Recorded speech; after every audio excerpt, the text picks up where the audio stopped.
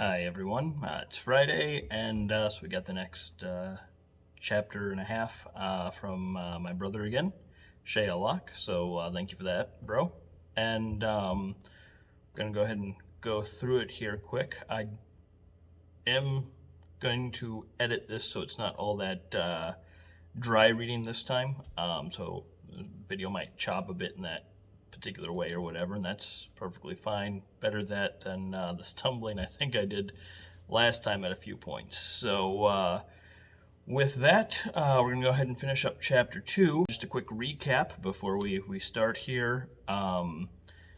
The main character, Travis Brighton, started out very ordinary day, got tripped by his favorite bully at school, and instead of landing and thudding hard on the ground, everybody kind of freaked out, called him an alien. Not sure where that's going yet. And then they were they were all just afraid of him. He was walked to the principal's office by a girl in class, started seeing lights every time he took steps and stuff, freaked out, and ran away. Hid behind a dumpster until evening, lied to his parents about where he was and what happened, who they had actually gotten the cops involved. I guess we'll see what happens at this point. Here goes. There was a girl. She was scared, bullies or something. Wanted someone to walk her home. So I did. For a minute, Travis did not think his parents had bought a single word he said. They simply stared at him, and he tried his best to keep his own eyes steady, but occasionally flitting from his mother to his father and then back again. He was grateful that he had two people to look at, so it didn't look as suspicious when he looked away from one. His father did not look pleased at all. Soon, Travis went from looking between his parents to just staring at the floor. He was anxiously awaiting an explosion from his father, but it was his mother who spoke instead. "All right, Travis, please go to your room." It had been so calm that the boy didn't move right away. He was sure he had misheard. But when he looked up, he saw that his father was now looking away, and his mother was watching Travis as she approached her husband. Unable to believe his luck, Travis wasted no time in scrambling up the steps and crashing into his room. He flung himself onto the bed, clothes and all, and lay there, his mind whirling. He was sure that when he left school, he was going to be in so much trouble at home. Adding in the fact that he didn't come home until after dark was enough to earn him an early grave. He even tried to flee when he saw that there was a cop in front of his house, yet instead, he was safely in his room, on his comfortable bed, and hadn't been yelled at. He had never gotten away with a lie like that before, so how come he didn't feel relieved? Because you're a freak, that's why. All that had been pushed out due to his more recent circumstances came flooding back into Travis's mind. The way the students looked at him after he fell, the fear that even reached the teacher, the mutterings and the labeling him as an alien, then to find out they had good reason to think he was one of those that had some connection to the meteor. How could that be, though? Well, it isn't like Father and I have been close for a while. Is this why? Did he find something out about me? The sudden realization that the man Travis thought was his father might not even be related to him was a shocking blow. Fear and a sense of loss welled up inside the boy, and his eyes started to sting. Swallowing hard, he sat up and looked around his room. It all felt so foreign to him all of a sudden, like it all didn't belong. No, I don't belong. He lied right to our faces, Mel. The sudden explosion that Travis had expected earlier bashed right through his thoughts. His father sounded angry, and if Travis heard what he thought he had, of course he was upset. "Your voice down. He'll hear you." "So? I don't see why I shouldn't go up there and demand some answers right... Dean, please. Think about this. What the principal said?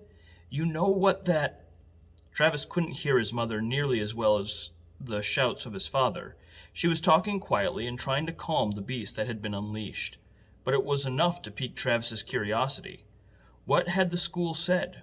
Why didn't they call him on his lie when he was downstairs? How much trouble was he about to be in? Why was his mom trying to protect him? Was she trying to protect him, or was she hiding something? There were too many questions, and Travis wanted answers. Besides, staying up in his room was not turning out as well as he had hoped. Being left with his thoughts was possibly worse than dealing with his parents. Springing up, he heard his bed squeak and his feet thudded on the floor. There was an abrupt halt on the voices downstairs as if they had heard it too. He was going to have to try and be more careful. Waiting half a minute before moving again, Travis heard the voices resume. He couldn't make out what they were saying at all anymore, but they seemed to have decided Travis was not coming back down. Slipping off his shoes carefully, he stepped across the carpeted room in socks, and only on the tips of his toes. He turned the doorknob slowly and fully before pulling the door open in a whisper. Immediately, the voices grew a little louder and there were words he could understand here and there. Nothing to make much sense of, though. Travis slipped into the hallway and crept toward the edge of the stairs where he pressed himself against the wall there. He didn't dare chance a peek to see his parents, who he could tell were still in the entryway. He didn't need to see them anyway, as he could hear them clearly now. "I'm not happy about it, but we're going to have to tell him." "But Dean, he's not going to take it well. He'll probably be afraid and ashamed and confused." Travis's father sighed heavily. He had apparently calmed down some since his outburst. "I know, Mel, but this isn't our fault. I can't blame him for lying to us. We've been lying to him for so long." Heart beating hard in his chest, a distant part of Travis was worried that his parents might hear it. He absent-mindedly put a hand against it as if to suppress the noise while his mind was in a whirlwind at the words he was now hearing. "They have to be talking about what I did in school, right?" Travis asked himself. "And they already knew about it. How? Why didn't they tell me?" His teeth were clenched tightly together as he began to shake. Along with all the fear, loneliness, and confusion, Travis now felt a sense of betrayal and a vicious anger toward his parents. How dare they keep something like that from him? "I don't want to lose him," his mother whimpered to her husband. "I think we're already in danger of that, Mel. He almost didn't come home tonight." There was a moment of silence, and then, barely audible, his mother agreed. "You're right. We will have to tell him." A sudden boldness, brought on by heightened emotions, propelled Travis away from the wall and at the top of the staircase. "Tell me what?" he growled. "What is happening to me?" His mother gasped and faltered back a step, but his father remained firm and calm. His face was serious, with no sign of anger or surprise. Perhaps he was masking it well. "What am I?" The shout went unheard. Travis felt himself move his lips. He felt the sting in his eyes and the tightness in his face as his mouth stretched out in seething anger. His mother even flinched as if the words had made it out. Travis then thought that maybe it was just his expression, and perhaps it partially was. But then he saw the blast of red light illuminating the entire gap between his parents and himself. Their faces glowed in the hot glare, and in another moment Travis knew exactly what had happened. He had created light again. But why had he not made any noise? Still angry, his expression only faltered some. It was mostly a shift in his eyes that gave away his own sudden confounded state. He was looking toward his parents still, but he no longer saw them. He was inside his own mind once again. "Honey," his mother tried. "Can we—" Her words were like a signal to the beast raging within, and his gaze stopped her short. Without another word, Travis turned and ran for his room. The door slammed loudly behind him, and he didn't hear anyone coming up after him. "Too afraid of me," he muttered to himself. Then, in a sudden desire to get far away, Travis started grabbing clothes and a few belongings and packing them into a bag. He couldn't stay there anymore. He had to go away. He had to be alone, away from the people who fear him and lie. Zipping the backpack shut, Travis opened his bedroom window, letting in a gust of warm air. He tossed the backpack out onto the lawn, where it landed with a soft thud. He turned back to start packing his duffel bag when he froze in place. Right beside Travis's still-shut door was a girl. Had she been there all along? It was possible, he supposed. After all, he was in quite the frenzy when he came in, and she did resemble a pile of laundry with her baggy clothing.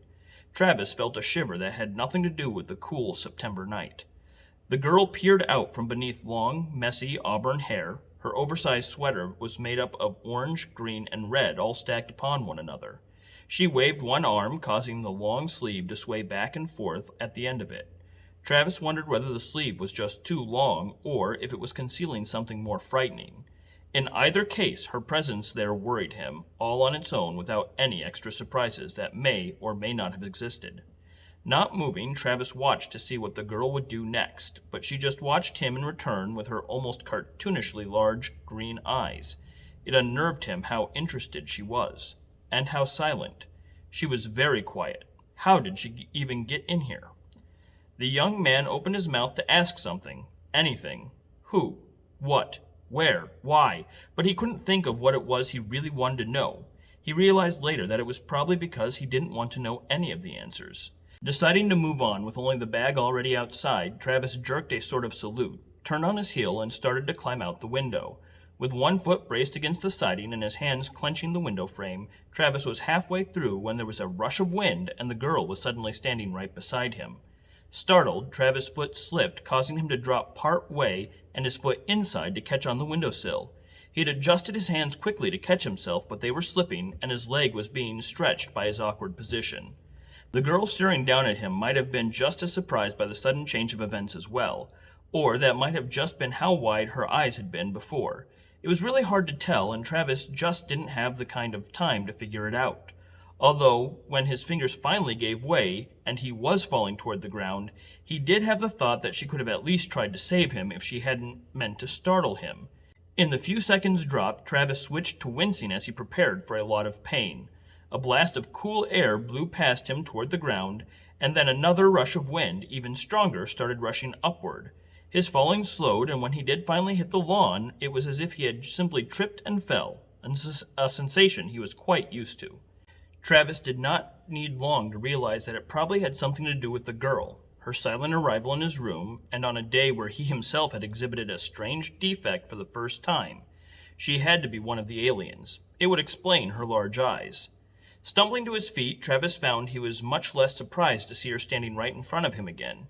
He wasn't quite as scared as he thought he would be, either. I assume the wind was you? Thanks. As soon as the words were out, Travis wondered why he had thanked her. He wouldn't have needed to be saved if she hadn't practically pushed him out of the window. So when the girl nodded happily in response to his words, it actually annoyed Travis. Well, I should really get going. He picked up the backpack off the ground and slung it over his shoulder. It was, nice meeting you. It had not been. He walked away from the strange girl, quite aware that her creepy eyes were still watching him. He wondered for a moment if he had seen her blink, and then another rush of wind blew right around him. Travis stopped in his tracks as he watched the air swirl around in front of him and form back into the peculiar girl. She shook her head slowly, and a sudden chill ran down Travis's spine.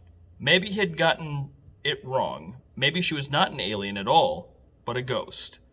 Walking away was certainly not going to work, but Travis wasn't sure running would either. Still, it seemed better to try than just to continue staring down the dead. With as much speed as he could muster, Travis ran in the opposite direction.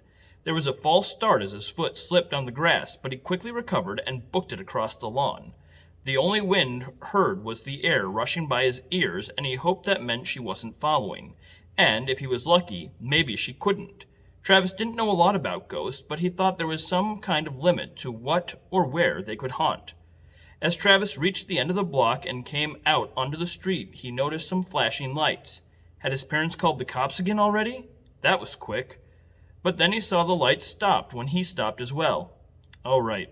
I keep forgetting I do that. His side hurt a little after the run. He wasn't used to so much running and excitement, and he needed a moment to catch his breath. Looking around, it seemed the street was deserted, which meant no one could have seen his most recent light show. At least one thing was working out for him. Looking down the street one way and then the other, Travis felt the weight of his new freedom. He could go wherever he wanted, and yet had no idea where he wanted to go. It had seemed so clear earlier, away from the two people he had thought were his parents, but with that done, he realized that it was not enough. There was no plan on what to do. He had always thought he would have a few more years to figure out what he was going to do after school. Colleges had barely even crossed his mind, which, realizing that he was abandoning school now, it was probably for the best that he hadn't put much effort there. The entire trajectory of his life was different now. Well, only if he continued moving forward. I'm only a block away. I could still go home. The thought came with some relief. It was very tempting, but remembering what he had overheard made Travis realize that going home wouldn't work. It could never be the place he had always believed it to be. Adjusting the weight of the backpack on his shoulder, Travis chose left and began walking. He had no idea what tomorrow or any day after that would bring for him, but with his home no longer existing and school being out of the picture, He would just have to figure it out. However, at that very moment, it was his stomach that guided him toward a sign with a pair of blazing golden arches in the distance. Chapter 3. Travis hurt. Why did he hurt? And why was his bed so hard? He was cold, too, and wet. Vision blurry, Travis tried to sit up, but hit his head on something hollow and plastic. His muscles were sore from being scrunched up, and by what light came through his window, he knew it was still pretty early in the morning. That was unusual for the boy. He was used to waking up to his mom shouting, or the bright sunlight if it was the weekend. Something crinkled underneath him when he tried to move again. His arm was numb from the lack of blood flow. Blinking a few times, his vision cleared some, and he found he was surrounded by yellow. His room was definitely not supposed to be yellow. Right, he muttered to himself. He wasn't in his room. A part of him hoped that yesterday had all been a bad dream, but he could see that wasn't true now. Not there, crammed into a plastic tunnel on a children's play set. With some effort, Travis scooted himself out of the tube, his arm stinging as it started to wake up. The wrapper from the burger he bought the previous night fell out as he emerged. He had tried to eat only half of it and save some for breakfast, but he had been really hungry and ended up consuming the entire thing. Shivering a little, he got to his feet and surveyed the park around him from the short tower on which he stood. It was too early for anyone to be there, including him. It wouldn't be open for another couple of hours. It was one reason why he had hid himself in the tunnel. Just in case any cops came by, they wouldn't see him sleeping there. The young man was still a bit of a loss as to what to do, but he was encouraged that he had both eaten and made it through one night so far. Given time, he might actually be able to figure out how to survive on his own more easily. But first, he needed to pee. After finding a restroom, getting some water at the drinking fountain, and gathering his backpack, Travis was feeling a little better. His muscles didn't ache so much anymore. He felt a little more awake, and he had warmed up a bit. There was nothing else for him at the park, and it would eventually be visited by people, so Travis thought it was best to move on. It didn't take long for him to decide to leave town and eventually the state. The further away he got, the less likely he would be found by his parents. And leaving the jurisdiction or something should get him away from the authorities, right? He would also be getting away from all the people that knew what he was now. Everyone except himself, that was. Although he didn't really know what he was, and that was the thought that finally gave him his goal. He knew where he wanted to go. Greenwood Crater. Years ago, before Travis was born, a meteor or asteroid or whatever space thing came crashing down near the town of Greenwood, Iowa. It was a small town that had nothing of note about it, at least not for anything that would interest anyone beyond the locals. That only changed a little by the arrival of space debris. It wasn't until people started flying and reading minds that the world at large began paying more attention. Most believe it had something to do with what fell out of the sky, and one popular opinion was that it had actually been a spacecraft that brought aliens. It was the reigning opinion at Travis's school. Beyond that, he didn't know much more about what was there. It was part of history, and Travis had never found it that important. Why did it matter how aliens showed up? It was more important to know what they wanted, what humans could do about it, and how to spot one so as to stay safe. But now that it turned out Travis was one of those things, it was suddenly a lot more important. After all, they had been taught to fear the aliens. But if he was an alien himself, he shouldn't need to be afraid of them. He also didn't want to hurt humans. Well, he thought, as an image of Jeremy flashed through his mind. Not most of them, anyway. Having a destination felt good to Travis. Even though he had no idea how he was going to get to Greenwood, he took comfort in having something to aim for. There was direction in his life, and then, when he got there, he just knew there would be answers. Focused as he was on his future, Travis failed to notice the girl's reflection in the store window beside him. Just across the street, those large green eyes watched the boy as he made his way down the sidewalk and toward the edge of town. "Don't look now, T-Man, but I think you're being followed." The shout came from behind Travis, and it did not sound familiar to him at all. Still, it seemed directed at him, so he turned around and saw a kid around his own age, maybe a year or two older, skipping up to him with a slight grin. "What are you doing? Turn back around and let's keep going. We do not want to mess with her." There was finally beginning to be some order and sense to Travis's life after an insane day yesterday. The newcomer had decided to smash right through that illusion and cause a renewed sense of confusion. What? Mess with who? And who are later? The other boy took Travis's shoulder and twisted him around to face the other way. Come on. Travis allowed himself to be pushed forward, but he did take one glance over his shoulder and was terrified to see the ghost girl from the night before. Apparently, he had been wrong about her limitations. Or maybe he had been wrong about what or who it was she haunted. In the moment that Travis was watching her, she vanished in a rush of wind that surprised a man as his purple baseball cap was blown off. A yank on Travis's jacket pulled him around the corner at the end of the block and refocused him on his new companion. You don't listen well, do you? He shook his head as he kept up a steady pace, forcing Travis to speed up himself. Travis was growing tired of all the uncertainty and confusion that plagued him since the incident at school, and with all the questions he had, some of them asked out loud, that were not getting answers, it was irritating to be told he doesn't listen. Hard to listen when no one's telling me anything. The newcomer slowed down a little and turned around and to walk backwards. You're right. I'm sorry. I forget this is all new to you. He turned back around and didn't speed up right away. I promise, I'll tell you all I can once we get somewhere safe. For now, the name's Brayden, and yes, I have powers too. Powers? Not right now. Hurry! Waving his hand forward, Brayden crossed the street, and Travis jogged to catch up. A number of blocks later and plenty of turns that made Travis wonder if they hadn't actually gone in a circle or two, the boys reached an empty shop with a "For Rent" sign peeling off the large front window. Brayden opened the door and gestured for Travis to go ahead of him. He gave his new friend a skeptical look, but deciding he wanted some more answers, he sighed and walked in. The door shut behind him, and Brayden walked by Travis to get ahead. Expecting to get caught somewhere he shouldn't be, Travis looked around the room anxiously. There was nothing in the dusty building. Some shelves hanging on a wall and a bunched-up plastic sheet, streaked and speckled with paint, were about it. Do you really think we should be in here? Brayden chuckled. You worry too much. Opening a door at the back, Brayden stepped through, and Travis, feeling as if there were no other choice, continued to follow. Expecting a back room or something, Travis was confused to find that he had joined Brayden in a small supply closet. It was a bit crowded for both boys to be in there, but Brayden paid no attention to Travis's discomfort. Instead, he was reaching past an assortment of cleaning materials on one shelf to try and get something that must have been at the back. There was a soft beep, and Brayden retracted his hand. He flashed a knowing grin at Travis, and the entire closet dropped with them inside it. Travis felt as if he had left his stomach behind as they descended quite rapidly, and, just as soon as it had all started, the ride stopped. It took only another half a minute for Travis's insides to catch up.